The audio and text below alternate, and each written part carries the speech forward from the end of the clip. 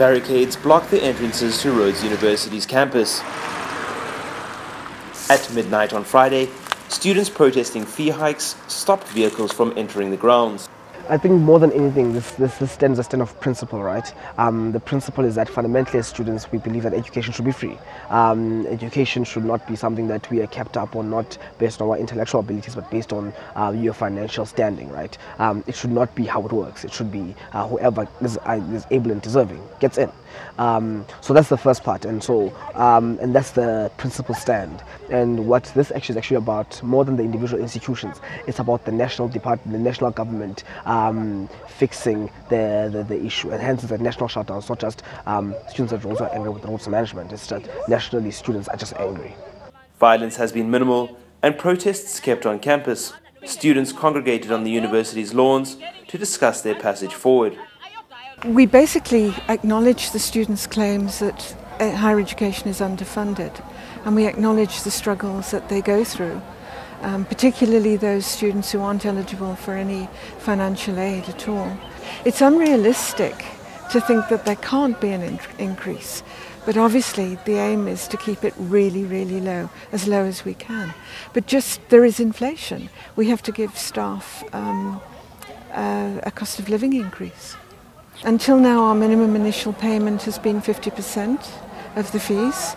This afternoon there was an agreement that from 2016 there will be a registration fee of 10% of the fee, and basically we're looking at the fee being paid in tranches of 25% over each term, so in 4 terms. The budget setting process goes on over quite an extended period, and what happens is that the departments and divisions are asked to request the amount of money that they need for next year.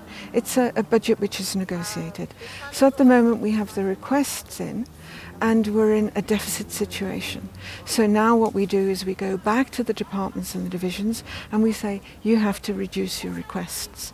And so we try to pair the requests as much as possible to try to make the ask as lean as possible. And only then can we start thinking about student fees. The other thing that we have to wait for is a ministerial funding statement. So every year the minister issues a funding statement, or the minister tells us, or we know what our grant is going to be. Fundamentally, 25% per term, an MIP of 10% is I think a step in the right direction. I think it's not the whole step, because the whole step is fundamentally the fact that we don't want a fee increase and the fees are too high. Even if they drop fees to say they want to be 60,000 across the board, we still have to pay an MIP of something, and if it's still 50%, you still have to fork out 30,000 rands beginning of the year. That's still too much. As the evening progressed, students moved to the drama department and continued to plan their strategy.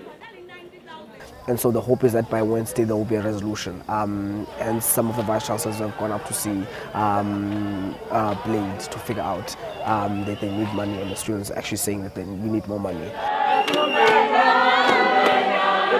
Later, numbers began to dwindle, with some of the more dedicated students holding fast on the university's perimeter.